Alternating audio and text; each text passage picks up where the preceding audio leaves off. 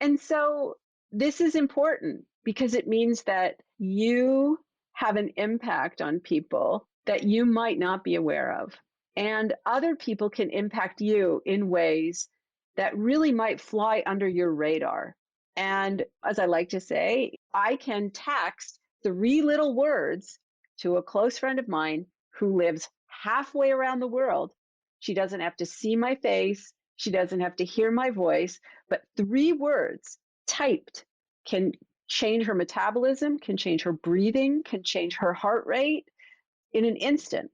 So we do have this impact on each other for better or for worse. And that's an important thing to understand when you're trying to, if you're curious about what kind of person you want to be, or whether you want to be somebody who metaphorically makes deposits into other people's body budgets or makes withdrawals from those budgets.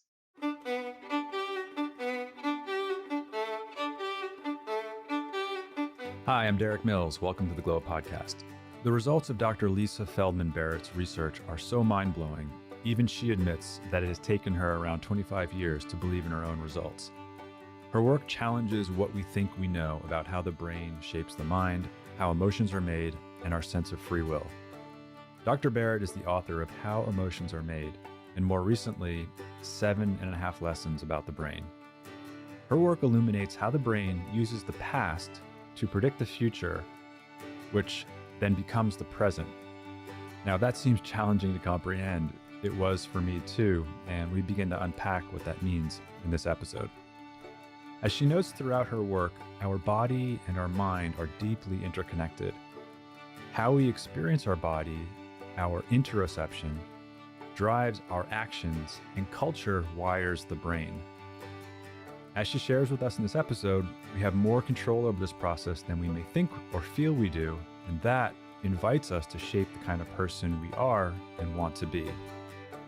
Our conversation begins with Dr. Barrett telling the story of her daughter struggling with depression and anxiety beginning in middle school, and how the dialogue that developed helped shape some of Dr. Barrett's work.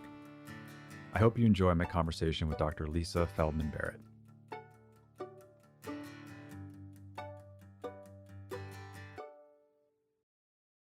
Hi, Dr. Barrett. Thank you so much for being here and accepting our invitation. I appreciate it. It's my pleasure. Thank you so much for inviting me onto your podcast. Thank you.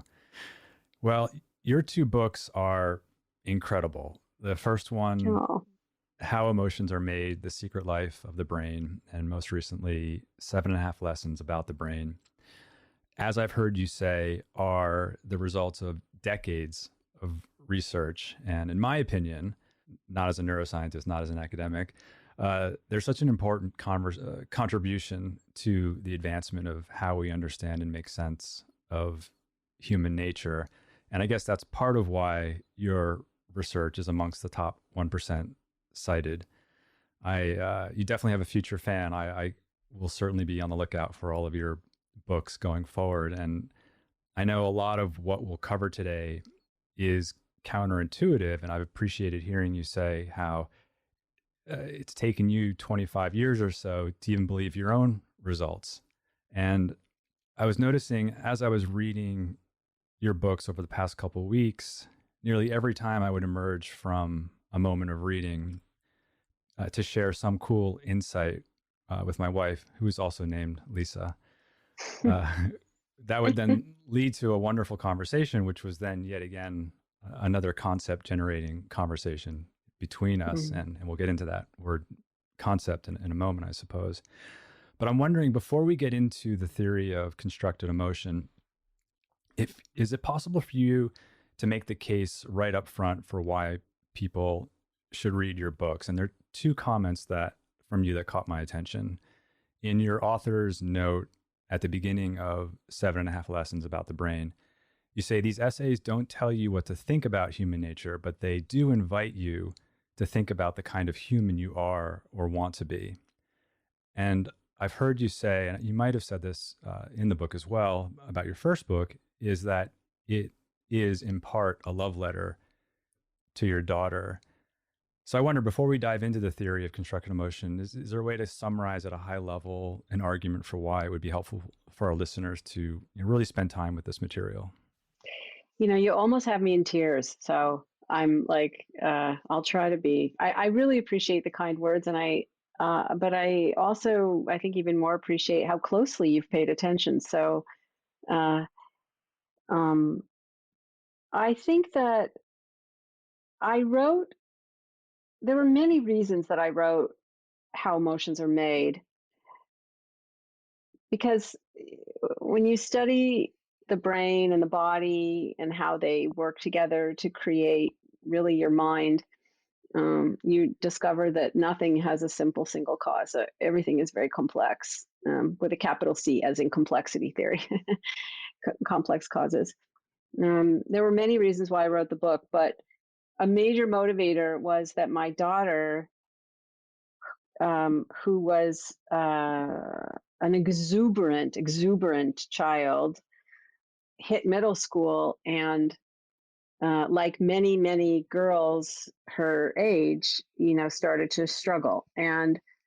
Um, and I think of our journey as a success story in the sense that she's still alive, and she went to college, and she's now doing an MBA, and um, but she struggled, and she struggled with depression and anxiety, which at this point is at epidemic levels, not just in the United States, but worldwide. In fact, the World Health Organization has named depression the leading cause of disability and death, now taking over heart disease, actually. Hmm.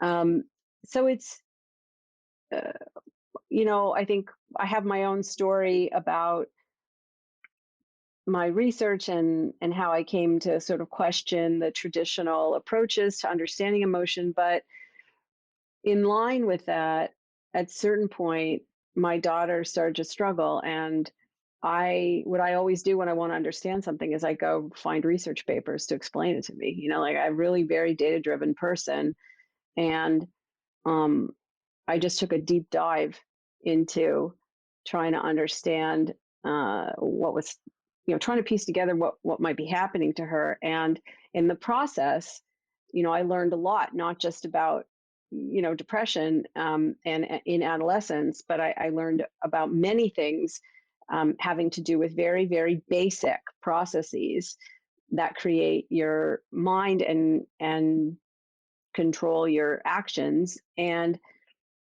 I wanted her to understand. I wanted to write it in a way that she would understand and that she would see herself in. And I also wanted to make my insights available to other people just in case they were helpful. And along the way, I discovered that really, even though I was writing about understanding how your brain in conversation with your body and the other brains and bodies around you, um, how your brain creates emotion is really a good window into understanding how really your brain in this conversation creates your mind and controls your actions, and you know really determines the kind of person that you are. And you have more control over that process than you might think or feel that you do. And if we have more control, it means we also have more responsibility. And so, lurking in how emotions are made are these tendrils of larger points that can be made. And after I finished that book, and it was, you know, very well received, and it helped a lot of people, if emails are to be believed, which I found very gratifying. Um, Things were also happening around me, and there's political strife, there's climate change, there's like all of these things, and we are living in a country where half of the country felt alienated when um, Barack Obama was president, and the other half of the country felt alienated when Trump was president. And I just felt like I have something to say about these situations, not so much, telling people what they should be thinking, but more what they should be thinking about, what they could be thinking about that would let them be a little bit more deliberate about their own behavior and their impact on other people. We will most certainly come back to relationships and responsibility. How old was your daughter when you finished it? And did she read it? What came out of that? Yeah, she did read it actually, but not, of course, she was, so I finished the book in 2016-ish, and then, it takes about a year to get it into print.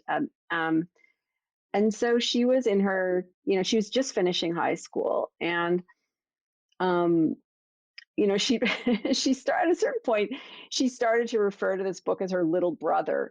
Now, I have to tell you, she's an only child. I mean, we're very close with, we have nieces and nephews, and we have a goddaughter we're very close with, and so we have other children in our lives. But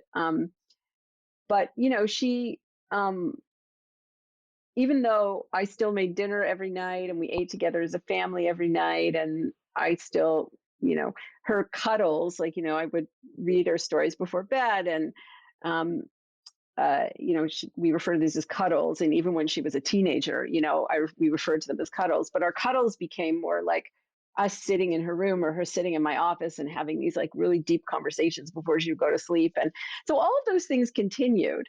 But she was in a lot of pain, and she was in a lot of pain a lot of the time. And there was really, I mean, in the end, I think, you know the most important thing, that she ever said to me in my life, I think, was, Mom, you gave me life twice. That's beautiful.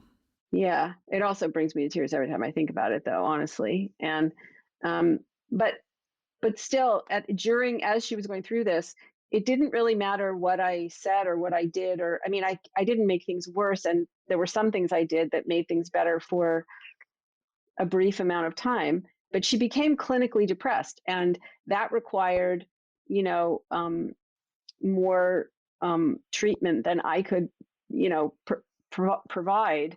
um, and so I don't think the book actually had an impact on her until later, when she read it a second time, when she Mm. wasn't depressed anymore, right? So I think the the first reading, I don't think really, um, had much of an impact. But then one day when she was in college, she, as a mother's gift, she gave me a book review of of how emotions are made. And I just thought that was the best. It was just the best Mother's Day present, really.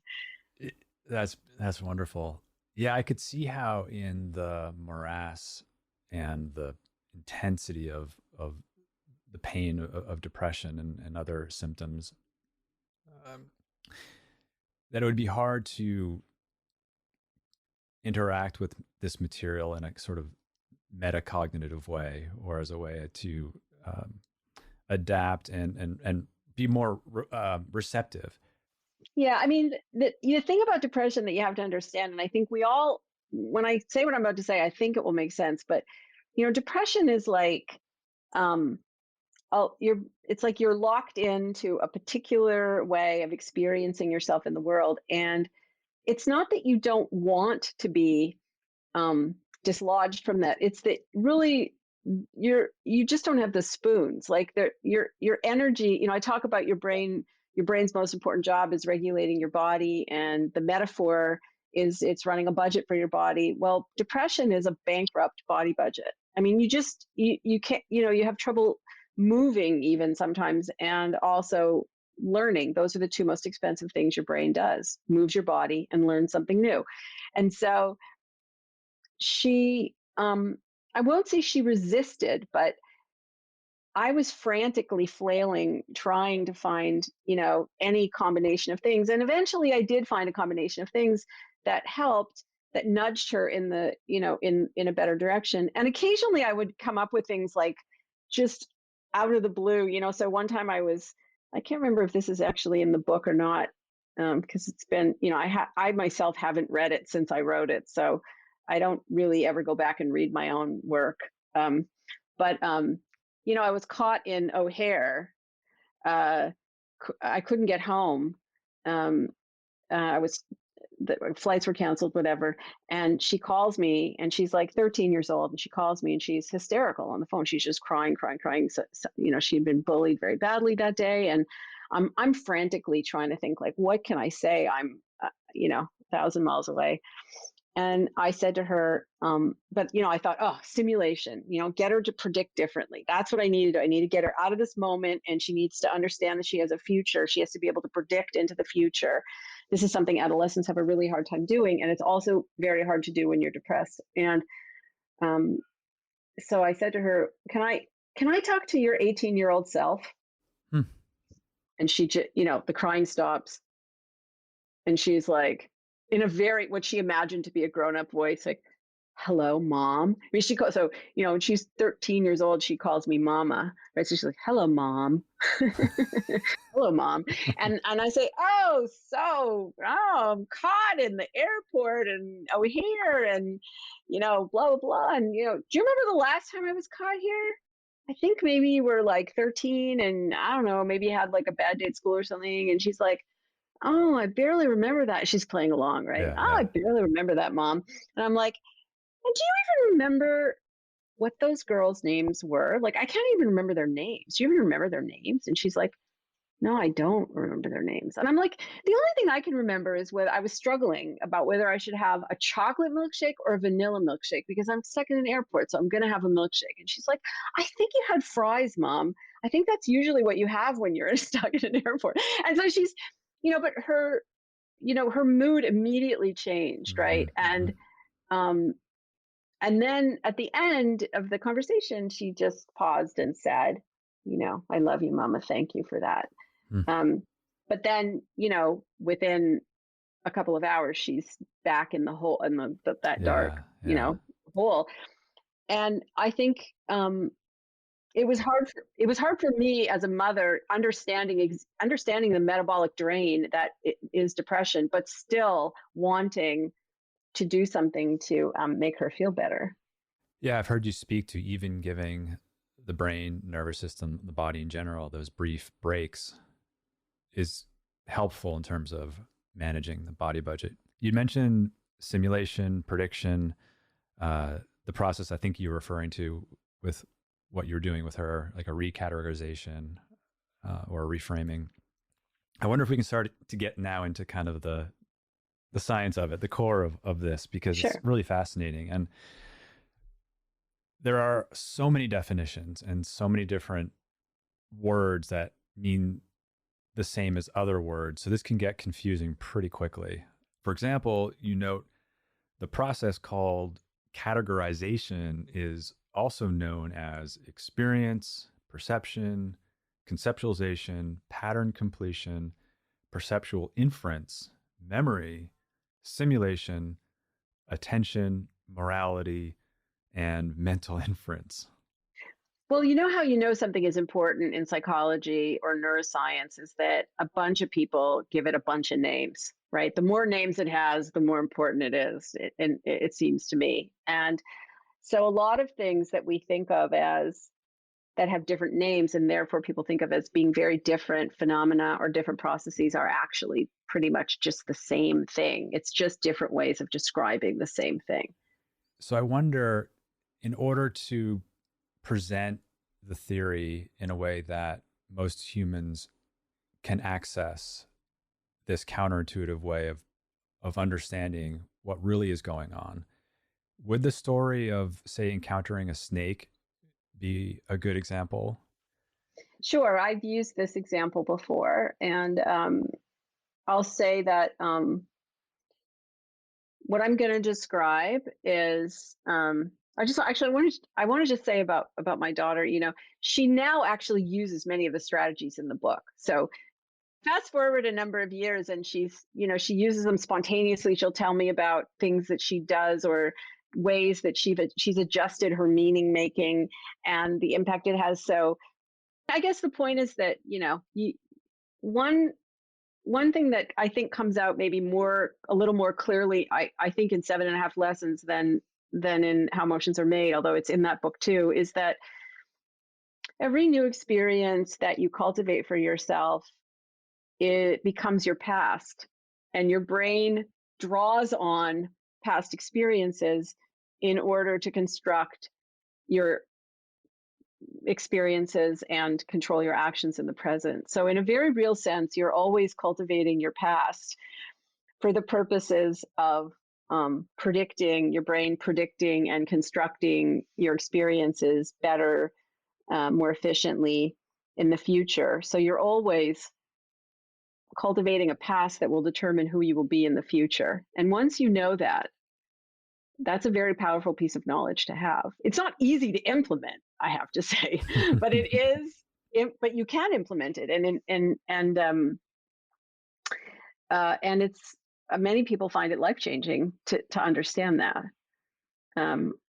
But I guess what I'll say is this: that what I'm about to describe sounds so counterintuitive that even as I describe it, I like, if I hadn't seen the data, I don't know that I would believe it, because it sounds so crazy. So, you're walking, let's say you're walking in the forest, you're taking a walk in the forest, and you're with a friend, and you hear a rustling in the leaves. And when I say you hear a rustling in the leaves, I mean your brain is always taking in sense data all the time from all around you, right? So you have sensory surfaces, your retina in your eye, your cochlea in your ears, your taste buds on your tongue. I mean, basically, we have all kinds of sensory surfaces. We're always taking in information.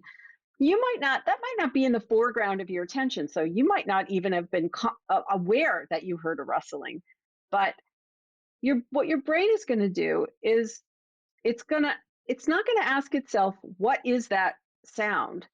It's going to ask itself, what does that sound like? Like, in my past experience, what happened when I was walking in the woods and it was this light out and this temperature, and I heard this sound. It's not doing any of this consciously, but it's taking the whole sensory array and asking, what is this similar to in my past? And when it does this, it's in psychology, a group of things which are similar to each other, like events or objects, are called a category. So what your brain is doing is drawing on your past experiences to create a category in the moment. You can think about your brain as a category constructor. It's constantly constructing categories using past experience. The other name for past experience is memory. You don't have an awareness of yourself remembering, but that is what your brain is doing all the time. It's constant, even for your ability to understand what these sounds are, these, which are phonemes, which make words, which refer to something.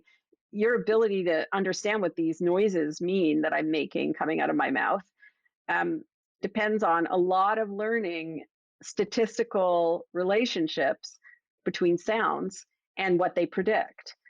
And so when your brain is sort of making meaning of that rustling in the leaves, to make meaning, what that means is it's generating predictions, remembering, assembling predictions from memory to anticipate what's going to happen next. And the first thing it does is it anticipates the changes inside your body that are necessary to move your muscles, to move your body in some way. And it's copies of those motor predictions that become the predictions about your experience, of what you will experience in the next moment. So your brain basically figuratively asks itself, well, the last time I prepared, I heard a rustle, and it was, and there wasn't much wind, and it was, dusk, and, I'm walking in the woods, and, the last time that all these things were happening, and I prepared myself, and I prepared my body to, do something. What did I see? What did I hear? What did I feel? And so all of these things they're not like abstract predictions, or memories are not abstract things that they're the brain changing the firing of its own neurons to prepare to hear and see and feel certain things. And so that rustle in the leaves could be many things. It could be the wind. It could be a chipmunk. It could be a snake. It could be a person with a gun if you live in certain parts of the country. It could be many different things. Your brain, in order to prepare you to act, your brain has to predict what it might be and then start to prepare your actions in advance. And so one possibility is that it prepares you to see a snake, and the snake does in fact slither out, and the image of the snake confirms those predictions. And then the sense data from the snake is really there only to confirm or correct the prediction. So if your brain predicted you'll see a snake, then your heart is already racing to prepare you to run.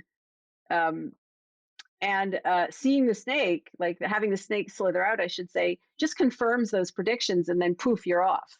Now, of course, what you experience this as, it takes, upwards of an entire second to prepare your body to move, which you're not aware of any of that, right? So from your experience, what you experience consciously is you see a snake and your heart races and you run.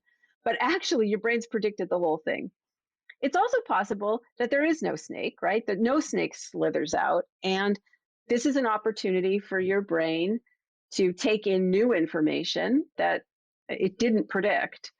And we have, a really fancy name for that. In science, we call it learning. That's what learning is. So this is an opportunity to learn and tune your predictions for next time.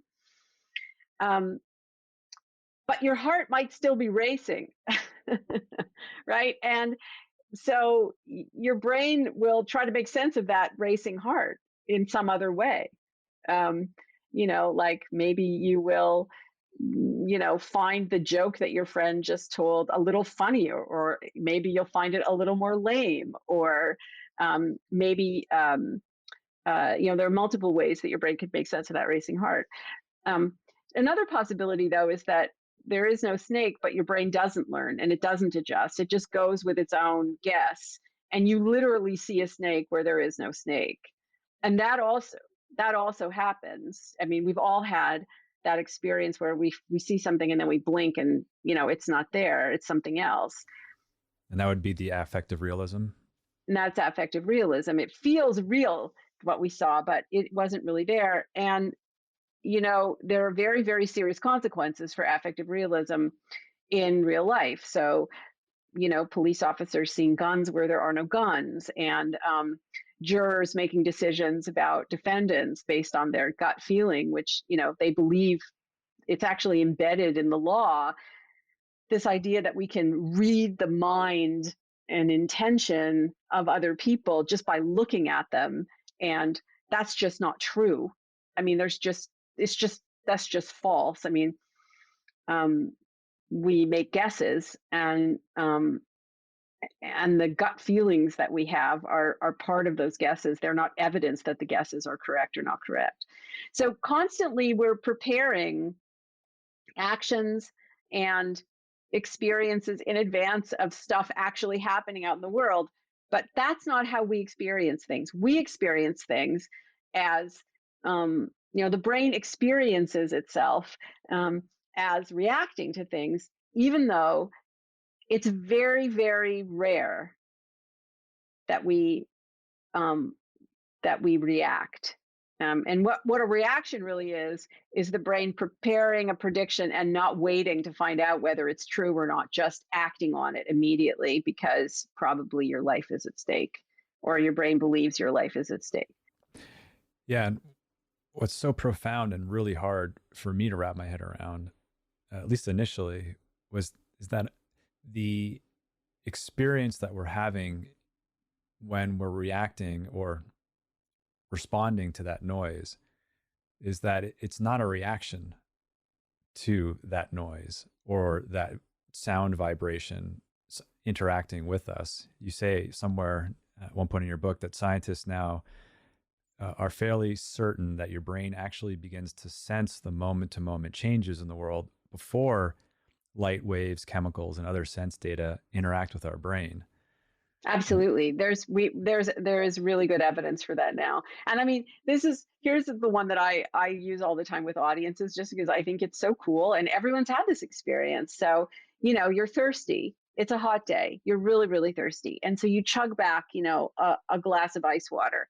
And then poof, your thirst is quenched, or maybe you need a second glass. But the point is, after you finish drinking, you're not thirsty anymore.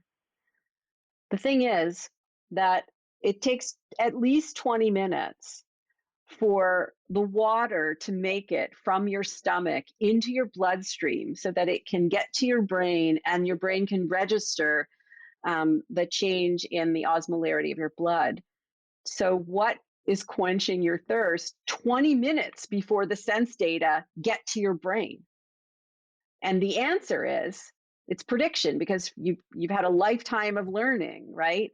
Where your brain has learned that 20 minutes after drinking, the thirst is quenched. So it quenches your thirst, right, immediately. Or, you can start to taste something before you put it in your mouth. And then if it isn't what you expect, it's a very jarring experience, right? So there are some really fun experiments that are done about, you give somebody plated in a ice cream dish, a pink fluffy substance with little dark flecks of dark pink, and people think it's strawberry ice cream that they're about to eat, and they put it in their mouth, and it's salmon mousse. Even if you like salmon mousse, the prediction error, the amount of prediction is so jarring that it's because you actually start to taste things before they even enter your mouth, and pretty much everything works like that. Yeah, and I find it interesting as I've been sitting with your material, when I have that experience, or historically when I've had that experience, I would just have that experience. It would just be a jarring experience. Whereas now when I have it, it's an experience that's wrapped in this container or seen now through this framework of how emotions are not triggered. Like, we create them.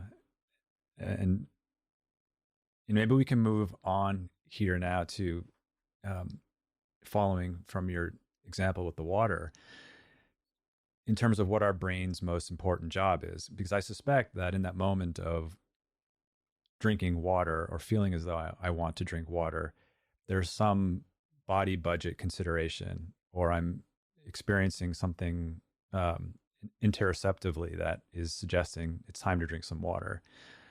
So can you speak to how our brains, it now seems, have not evolved for thinking, but rather our brain's most important job is to manage allostasis? Another popular word for that is homeostasis, or the homeostatic imperative. But given that many of us likely sense that our brain is spending most of its time and energy on thinking, the idea that our brain's main job is to manage allostasis is very counterintuitive. Yeah, it's very, very counterintuitive. Yeah. So homeostasis is, as probably many of your listeners know, it's returning a system to a set point. So you could think about, good example is temperature. You have a range of temperatures that you can exist in, that your body can exist in, and if it gets too high or too low, your brain's going to attempt to do various things to get the temperature back to some range, which we call a set point. And it's reactive, but many systems don't work that way in your body. And in fact, even the ones that do work that way have to all be coordinated with each other. So you have many, many systems inside your body that have to all be coordinated in order for you to stay alive.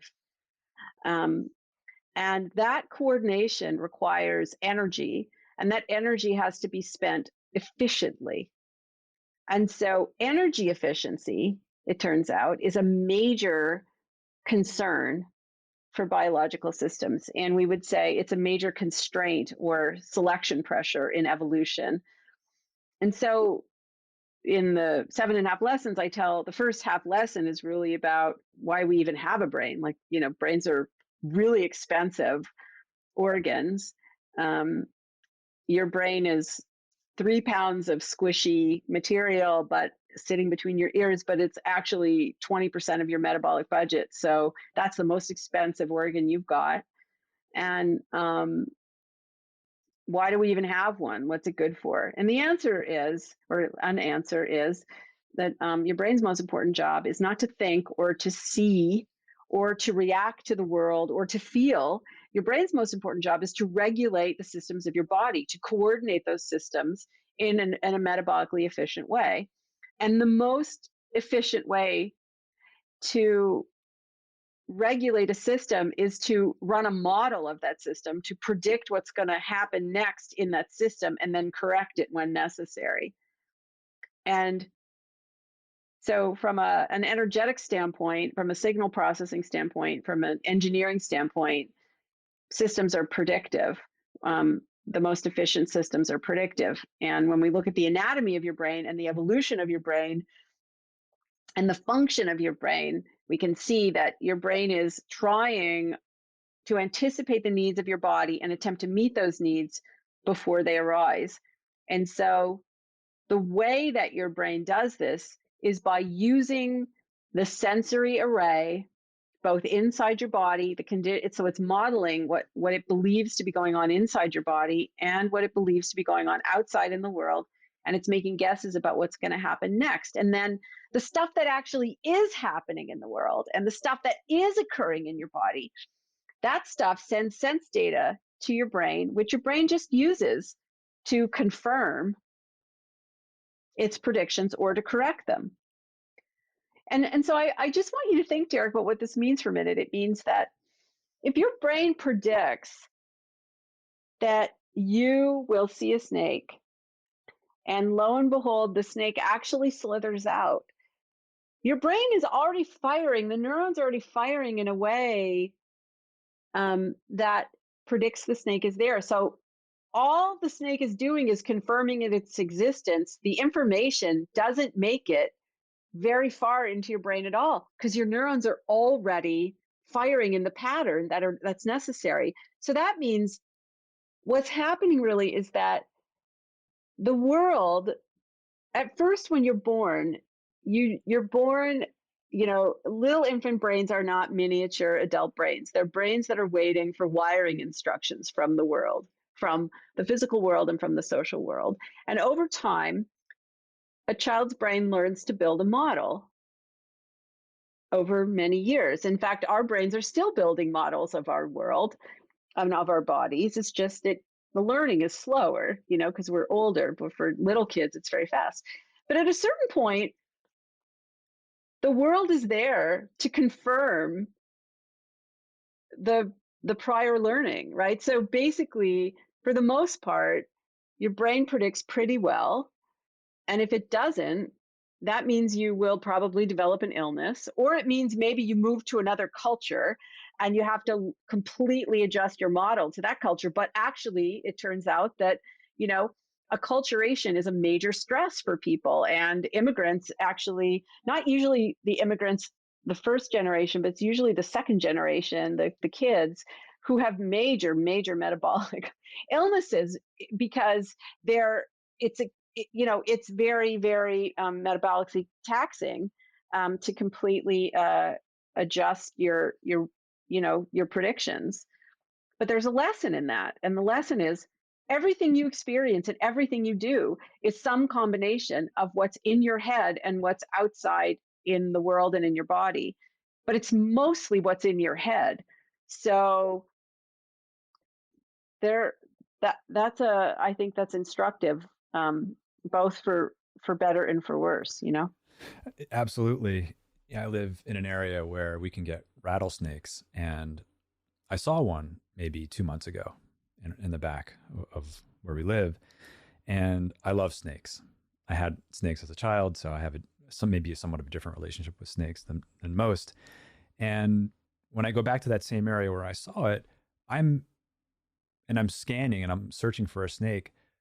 After spending time with your work, I realized that I'm actually seeing a snake. It's just a very low resolution, or the fidelity of that image is not what it would be if there was actually a snake there.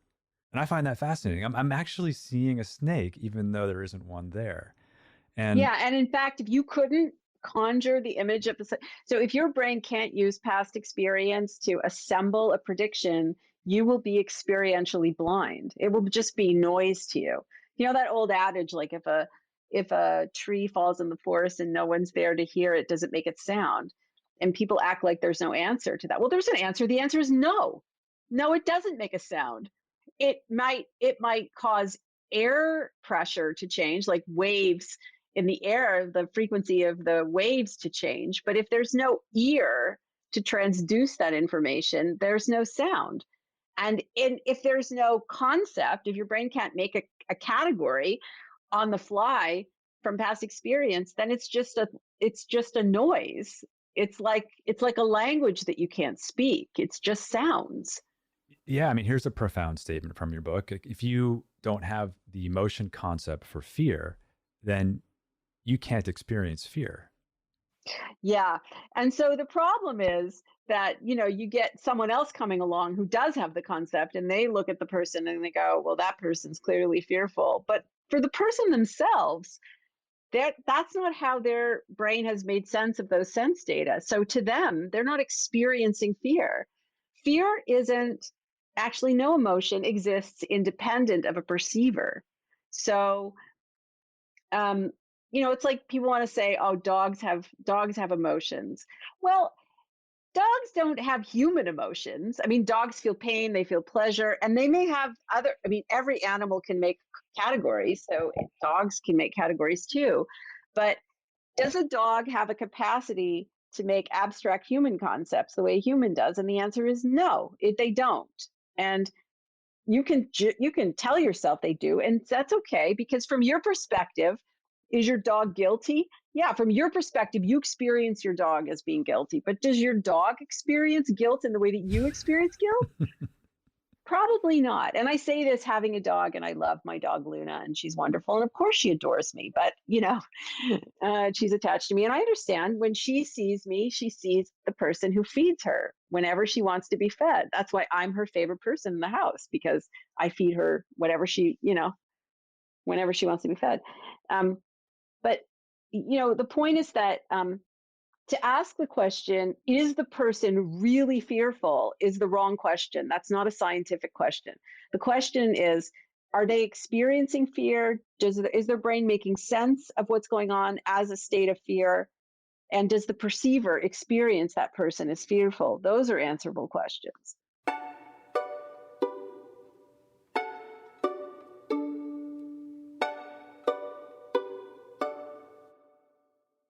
I want to go back to your comment about much of our experience being mostly what's in our head, and how you refer to how our day to day is predominantly a carefully controlled hallucination, and that in a sense, our brain is wired for delusion, and that through continual prediction, we experience a world through our own creation that's ultimately held in check by the sensory world.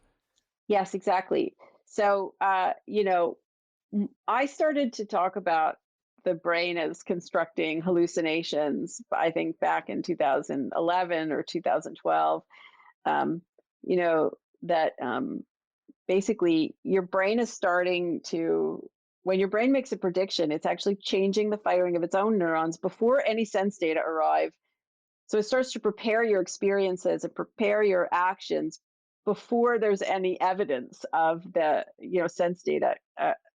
And Which is the just sense that which is I incredible. know it's incredible, but you know what? But actually, this is something I talk about in how emotions are made. But there's also a really great video online about baseball, and how baseball couldn't exist as a sport. In fact, there was just a great example of football. This in football when Tampa Bay played the Patriots, and so Tom Brady was playing against his old teammates, and they were using prediction against him. Basically, they were setting themselves up, in formation, so that his brain would predict that they would do one thing, and then they did something else, and then but he's Tom Brady, so of course he adapted. He learned. He learned the prediction error, and Tampa Bay won the game. But the point is that no sports like that have anything to do with hitting a ball, like soccer, baseball, football, lacrosse, hockey, none of them would exist without a predicting brain, um, which turned me instantly into a sports fan when before I had no interest in sports whatsoever, which I know is like, it's a heretical thing to say when you live in Boston. You know, I'm from Toronto, Maple Leafs, right? And I live in Boston, Boston Red Sox, you know, but seriously, I'm like now completely fascinated with sports in a way that I never was before because of this reason. Yeah, and I find myself extending it just to my general day to day, even interacting with someone face to face, to step outside of the interaction for a moment and to think I'm engaging here with another embodied entity, a human, and we're both in this ongoing, never ending, mostly unaware process of predicting.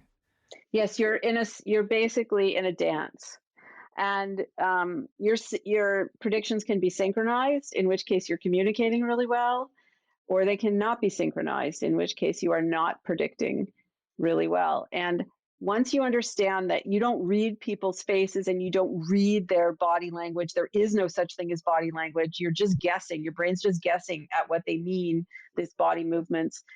It allows you to be curious and I would say humble Mm. in a way that maybe before you felt pretty sure um, of those guesses, or at least that's what I would hope. Yeah, I want to come back to that, the concept of certainty. On relationships, quickly, you say the best thing for your nervous system is another human being. The worst thing for your nervous system is also another human being. Yeah, that's right. So another thing that's important to understand about body budgeting is that we, as a species, we didn't evolve to budget for our bodies by ourselves. So when an infant is born, an infant cannot body budget on its own. It doesn't have the circuitry. It can't even move its own limbs under, controlled circumstances. So that infant is completely dependent on you for body budgeting. And that body budgeting dependency is really what motivates the infant to learn things, to prefer certain things and to learn certain things faster. And this is also true for grown-ups. And, we are the caretakers of each other's nervous systems. And it doesn't matter whether you believe that's true. It actually doesn't matter what your political leanings are. It doesn't matter. It just doesn't matter what you believe because it just is the way things work. It's like gravity. And so, yeah, it's like gravity. Exactly. You can wish gravity didn't exist, but it does. And so this is important because it means that you have an impact on people that you might not be aware of. And other people can impact you in ways that really might fly under your radar. And, as I like to say, I can text 3 little words to a close friend of mine who lives halfway around the world. She doesn't have to see my face. She doesn't have to hear my voice, but 3 words typed can change her metabolism, can change her breathing, can change her, her heart rate in an instant. So we do have this impact on each other for better or for worse. And that's an important thing to understand when you're if you're curious about, what kind of person you want to be, or whether you want to be somebody who metaphorically, makes deposits into other people's body budgets or makes withdrawals from those budgets. I want to come back to the responsibility part. I really hope we have time for that. I think one more thing that I think might be important to elaborate on is meaning and how emotions are meaning. That's another kind of mind bender that I think is hard to wrap our heads around. Yeah. So when your brain is doing this category construction, it's assembling past experiences for the purpose of predicting what's going to happen next. It's creating a category. And when the sense data arrive from the body and from the brain, from the world, and there's a match, we say, oh, those sense data have been categorized. They've been given meaning. So these categories that your brain is constantly constructing outside your awareness are are sort of like possible futures that will explain where the sense, like what the sense data mean. And so it's not like your brain detects a rustle in the leaves, evaluates it in some way, and then makes meaning of it by, evaluating it. Is this scary or not? Is this threatening or not? Is this relevant to me or not? It's like it doesn't do those things and then plans an action. What's happening is your brain is constructing this category as a set of possible actions with a goal in mind. with a goal in mind. And the experiences and the actions that derive from the category that's been constructed. And so if your brain is using past experiences of fear that you learned as experiences of fear to construct the category in the present moment, then it's in the process of constructing another instance of fear. If the snake is actually there and it confirms the predictions, then poof, you have another instance of fear. So emotions are, if there's no snake there and your brain learns that, then it becomes a category, an instance of a different category, maybe the category relief. And so emotions don't happen to you. They're made by you. They're made by your brain in this very automatic way, and they're not wired into your brain from birth. They are made by your brain, as needed in ways that are tuned to the situation as you've learned it in the past. So that's important, right? There's no objective reality when it comes to anger and sadness and fear or any other emotion. They're just ways of making meaning, making the sensory conditions of your body meaningful in relation to what your brain understands as happening around you in the world. Right. So if we extend the snake experience to, say, a work environment, we're having a difficult conversation with our boss, and we consider emotional IQ as a tool in our tool set. You write about how an aspect of emotional IQ is something called emotional granularity. So when we find ourselves within a difficult conversation, we may sense that we're being triggered, meaning that I may sense the other person is triggering me, when in fact that person is not triggering me in the sense that we typically think of it as. Rather, it's the other way around. I create that instance of emotion as a prediction for how to show up in that moment. As you say in your book, I'm trying to get my brain to construct the most useful instance of the most useful emotion concept in a given situation. That's right. And I'll likely experience more success in that moment the more emotion concepts I have to choose from, or in other words, the greater my emotional granularity. Can you walk us through how emotional granularity factors into flexibility of response in the moment? And as a side note, I found it really hard to categorize these processes linearly as a way to help me organize this in my head and memorize it. It's hard to do it linearly. That's why it took me 3.5 years to write that book. I tried really hard to create a linear model of this. Like this happens, then that happens. But then it seemed to be like a decision tree with feedback loops. And then there's a time component. Yeah, it's really challenging. So, for example, when I say, well, your brain is using past experiences of fear, well, where the hell did those come from?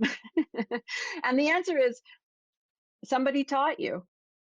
Somebody taught you how to make sense of the sense data, of the breathing heavily and the racing heart or the sleepy feeling, or that somebody taught you. They might have actually literally instructed you the way we teach little kids, like, look, that's a doggy, look, that's a kitty, look, that's a truck, look, Bobby's afraid, oh, Bobby's angry, oh, Susie's exhilarate, Susie's happy, or whatever.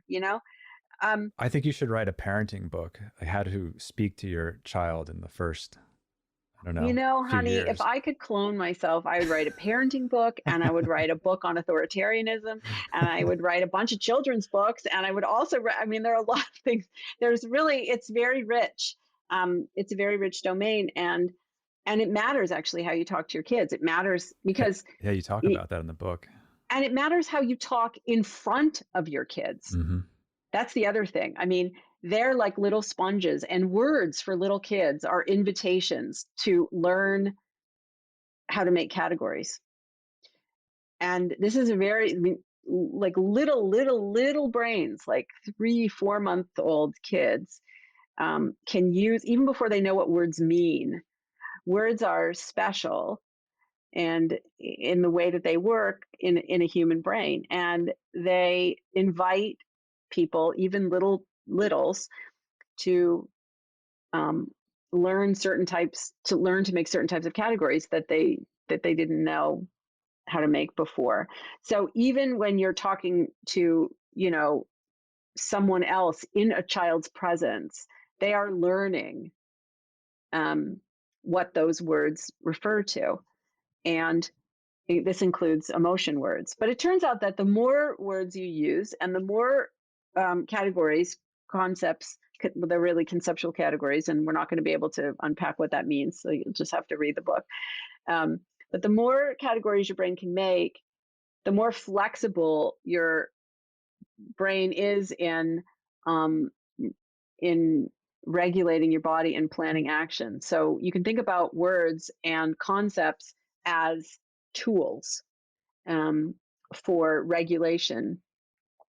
And it turns out that the more words you know and the more concepts your brain can make, the more flexible your actions are, even in really stressful circumstances. And what really surprised me actually was the discovery that um, increases in emotional granularity, the granularity or precision with which your brain can make emotions, because you know more emotion words and your brain can make more emotion concepts or categories, turns out to be protective of your physical health. And it means, and people who are more granular can recover more quickly from physical illness. And at first, this really puzzled me. It's not what I would have predicted at all scientifically, but when I came to understand the role of concepts in predictively regulating the body, then it all made sense. So if I'm in that moment with my boss, and instead of me thinking that person triggered me to feel angry, it's because of everything that we discussed that I've created potentially an emotion. And if I'm using a more emotionally granular way of thinking about what's going on in that moment, I might come up with, actually, I'm annoyed instead of just angry. And that because of what I'm experiencing in my body, what's happening out here in the environment, whether that be words being spoken or the temperature of the room, or if I didn't sleep well or hadn't eaten yet, like my Yeah, body then is predicting that I need to or would be more successful in this moment if I launch the simulation or the prediction of annoyed. exactly. So I would say, and it's a very good day for me to make the distinction between rage, anger, and annoyance. Um, uh, I've had one of those days, and like we all do. And there's a difference between what your brain will predict, well, the actions and the physical state that it will predict for anger versus annoyance or frustration. But even something like today, what I did was the concept I made was, you are blocking my goals. Not I'm angry at you, but this person is making it harder for me to achieve my goals. And what that led me to do was be curious about why that was the case. So instead of constructing anger, I constructed curiosity. That curiosity had a little heat to it. I'm not going to lie, but I tried to be curious. Like, I wonder what would make this person do and say these things. And I'm going to try to find that out. And that turned out to be a good strategy, but it's a harder strategy to enact if I haven't slept or if I'm not feeling well, if I'm achy, or if I haven't had enough to drink. And you may think, well, there are very clear signs. If you're dehydrated, you'll want to drink, and if you're sleep deprived, you'll want to sleep, and if but that's actually not how things work at all. For example, the main symptom that you experience when you're dehydrated is fatigue. You're not thirsty. You want to lie down and go to sleep. And the tug in your chest that you feel when you have, that burning sensation in your chest that you feel when you have heartburn. Ooh, let me say that again. Or when a notification goes off. Yeah, and your phone isn't turned off. Like, what's that about? That burning sensation that you feel in your chest when you have heartburn is the same burning feeling that you have that are early signs of a heart attack. They're not different feelings that you are confusing. They are literally the same ones that your brain can make sense of in very different ways, depending on the situation that you're in. And unlike with your boss, when you have burning in your chest, or you have tightness in your arm, or what have you, if you make the wrong guess, that can be fatal. The best concept that I learned to make actually came from my husband. My husband's reading of my books, and he said, "So, are you telling me that, like, when someone thinks badly of you or is being unkind to you, that you can just categorize that as electrical activity in their brain, and then the whole power of that evaluation just goes away?" And I was like, "That's really brilliant. I'm going to use that." Yes. It doesn't absolve him of the responsibility, which you also refer to. No, but it's a great way to diffuse the heat a little bit, I think. Yeah. Checking on time here. I want to ask you just a couple more questions if possible, but if you're done and sure. I mean, I'm going to have to go soon, but we can do a couple more. This is very fun. So we can go a couple more. When someone asks you, how do you feel? What do you say? Oh, well, my best example of this is when I was right before the COVID pandemic was announced, I was in New Zealand, and I was getting an honorary degree, and I was doing some book talks and some academic talks at universities and things. And so there I was in Queensland, and Sophia, my daughter, was literally in the air, flying over because it was going to be her spring break. And this is something we would do every year, where I would make sure that I was speaking, somewhere. One year it was Sweden, one year it was France, whatever. And so she's in the air, and I'm listening to stories, that are starting to emerge. And so I call my husband, and I say, her dad, and I say, "I am feeling very unpleasant high arousal." And, somebody else would say, "I'm so anxious." But the thing is that... So you're covering the valence and the arousal, the two aspects of affect. The thing is that because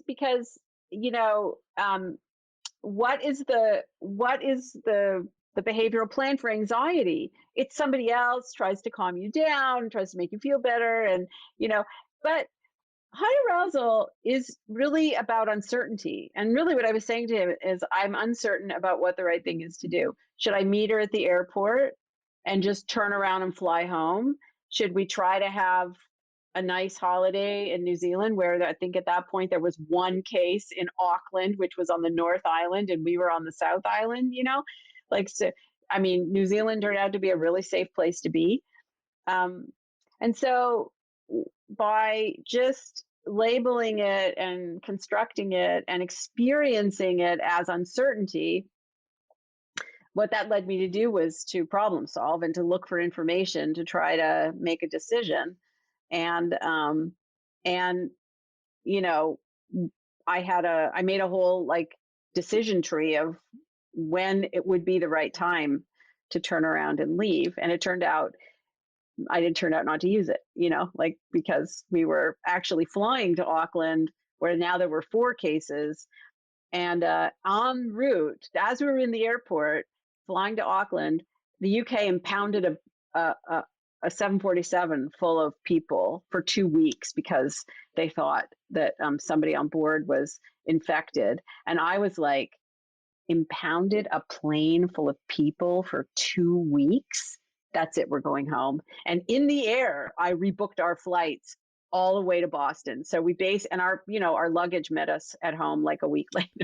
So when you answer the question, how do you feel, with that type of granularity, you probably only do so with people who share in that vocabulary. I was going to say, I mean, my lab, the people who know my friends who know me really well, who are also scientists, my family, but to the average person, I wouldn't say, I might have said I felt uncertain, not like I was feeling really high arousal. It was very unpleasant. And I knew that meant that I was feeling that I had like a lot of uncertainty and ambiguity, and I had to go looking for answers. I wouldn't say those things because they would just look at me like I was nuts. Like you're Spock or. Yeah. Believe me, no one feels more heat than I do.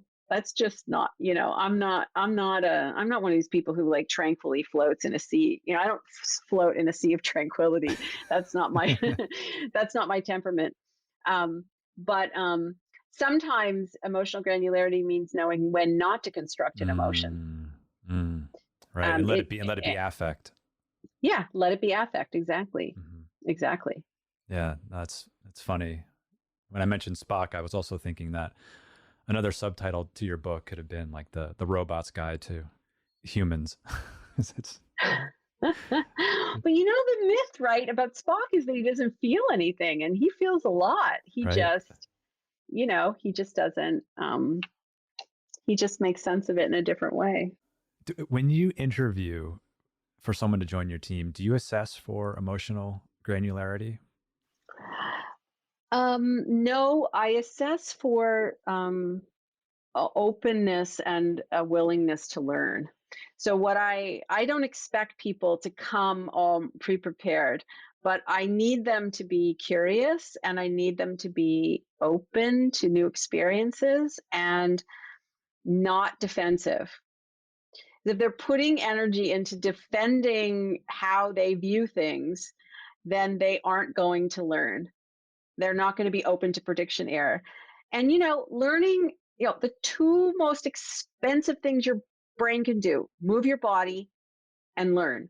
So imagine yourself in the middle of an hour-long run. Like I get to about 20 minutes and I don't run anymore because I had back surgery. But when I was running, I would run, I'd get to about 20 minutes and I would start to feel really miserable because I'm running a deficit in my body budget and I'm not going to replenish. I might drink water, but I'm not really going to replenish until I'm done. And learning can be unpleasant sometimes. It gets hard. And feeling bad doesn't always mean that something is wrong. It can mean that you're investing energy into building a better, stronger you in the future. And so I look for students who understand that or who can understand that, because being a scientist means you're wrong like 90% of the time. And you have to be able to not suffer when you're wrong. As we wind down here towards the end, I have so many questions that unfortunately it looks like we won't be able to get to. Like, for example, I think we could spend a whole hour just on the concept of the self and healthy multiplicity of selves. I have questions about Carl Jung and the unconscious. I'm curious what you think of dreams, or how do we think of dreaming in terms of the theory of constructed emotion? Oh, that's easy. Dreams are predictions that are less constrained by sense data from the world, they're still tethered to your body, right? Because your brain is still attached to your body. Your brain is regulating your body even when you sleep. Your body's sending sense data back to your brain. So when you're in your waking life, your predictions are held in check both by the world and by your body. When you're sleeping, they're mostly held in check by your body, but not by the world. So that's why you can have crazy experiences in dreams that you would never have in everyday life. Do you wonder if the dreaming is the exercise of the simulation and predictive faculty?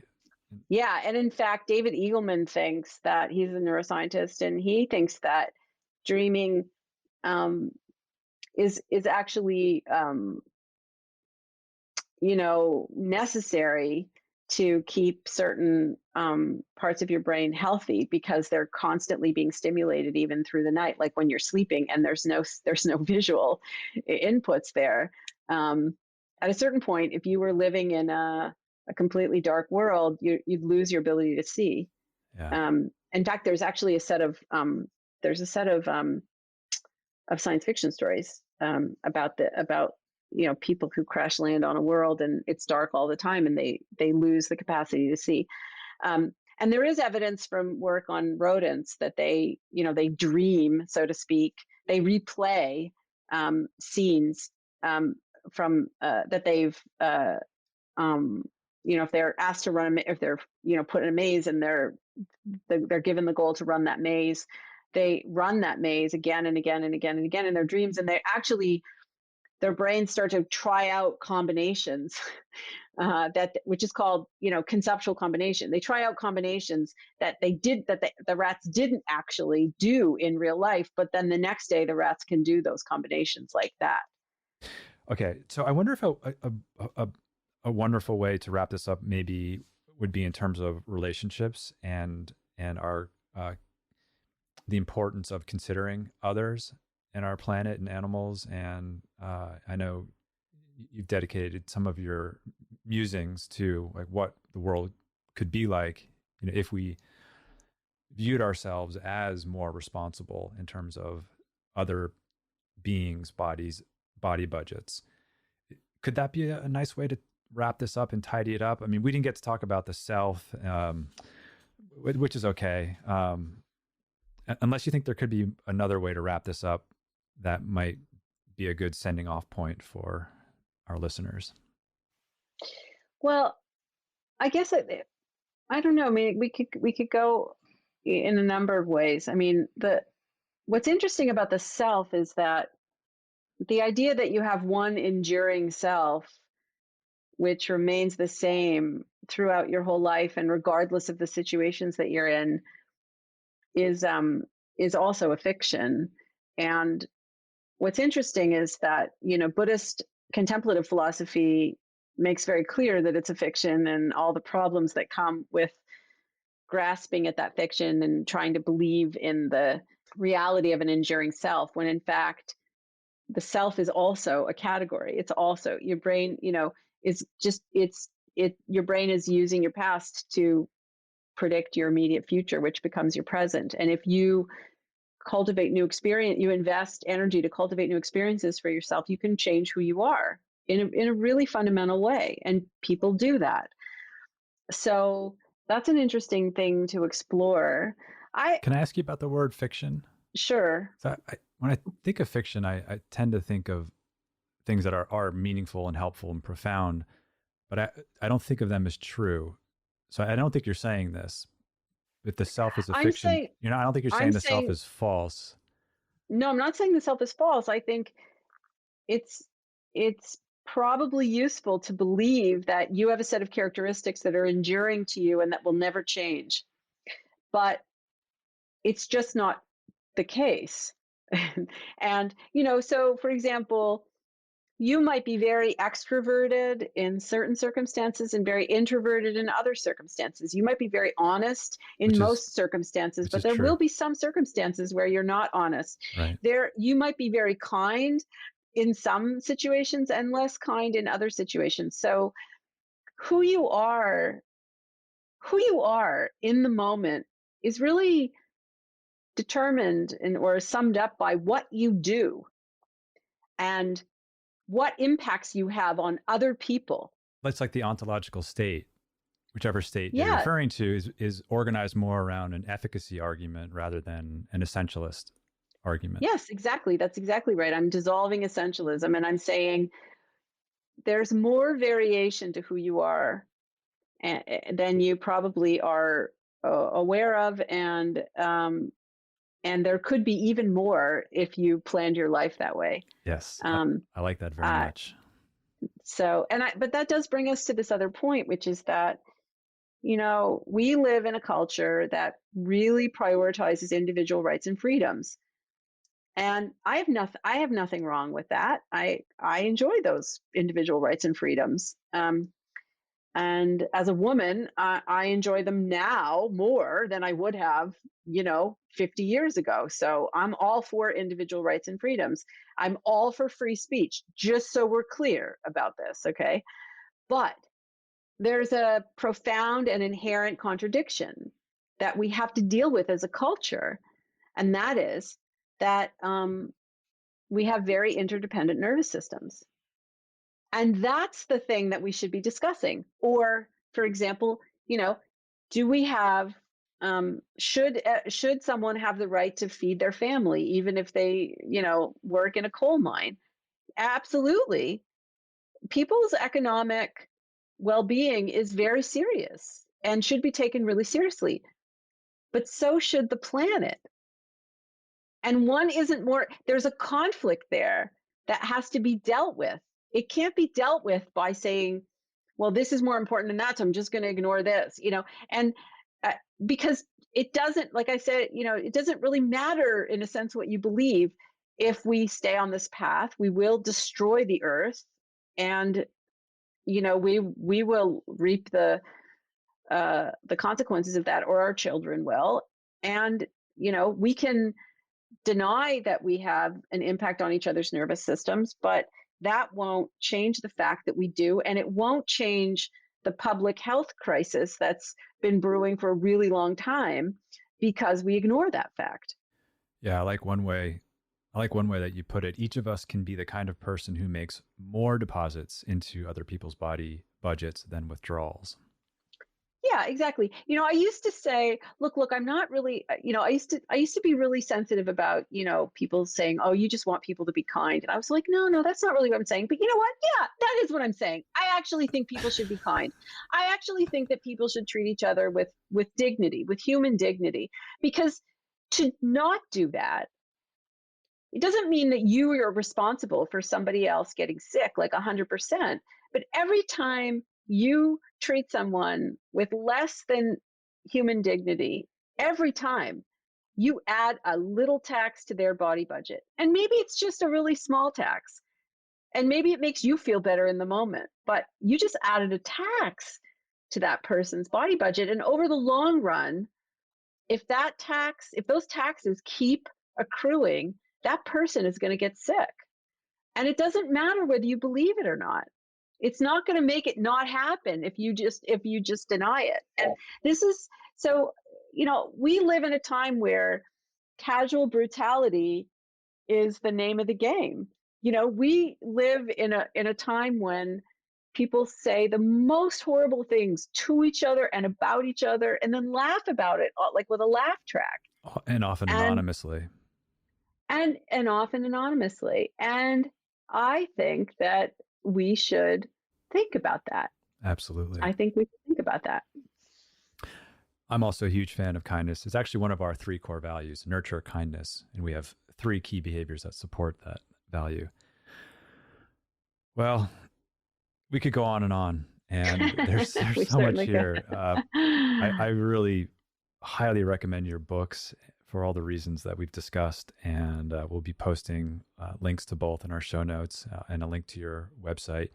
Is there anything that you have coming up that you'd like to announce, or anything specific that No, I mean, I'm just plugging along like everybody else, and I mean, I am working on some children's books, and I am working on another book, but that's not going to be, in the offing for probably another couple of years. So Excellent. Well, Dr. Barrett, thank you so much for our conversation and for your contributions to moving us further along in our understanding of the human condition. Speaking of which, you also wrote about scientific revolution and paradigm shifts and the huge potential this particular shift has to transforming our health, our laws, and who we are as humans, both individually and collectively.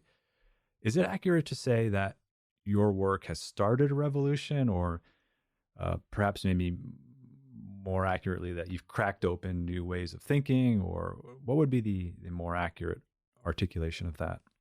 yeah, I wouldn't say I started it, but I would say that I'm its biggest cheerleader. And so um, I think that there are a number of like-minded people who are really questioning some of these traditional ways of thinking about things. And I think the really cool thing about a scientific revolution is not that it answers all the old questions which could never be answered, but it shows them to be not the best questions to ask, and it leads us to ask really different questions that are much better and are more likely to be answered in a productive way that's helpful to people. And so I think the people who are really going to carry this revolution forward, if it happens, if it continues, are the next generation of scientists, really, and the next generation of readers. Asking more and more questions and being more and more curious. Being more and more curious and really understanding themselves in relation to others in a somewhat different way. I love that. Well, thank you so much. It is my pleasure. Thank you so much for a very stimulating conversation. Definitely stimulating indeed. Thank you. This was really fun. Thank you to our entire team behind the scenes at Glow. I'm so grateful for your care and commitment to serving our members around the world. Thank you to our teachers for so beautifully sharing your gifts and talents. I'm also grateful to our lovely community of Glow members. You've supported us since 2008, and because of you, we get to continue to do the work we love. It's the combined support of our team, our teachers, and our community that grants me the privilege to continue to bring you the Glow podcast. Thank you to Lee Schneider at Red Cub Agency for production support, and the beautiful music you're hearing now is by Carrie Rodriguez and her husband Luke Jacobs. And remember, take care of yourself because our world needs you. Thank you for coming on this journey with me. You can find the Glow podcast on Spotify, Apple Podcasts, or glo.com/podcast, or wherever you listen to your podcasts. I'm Derek Mills.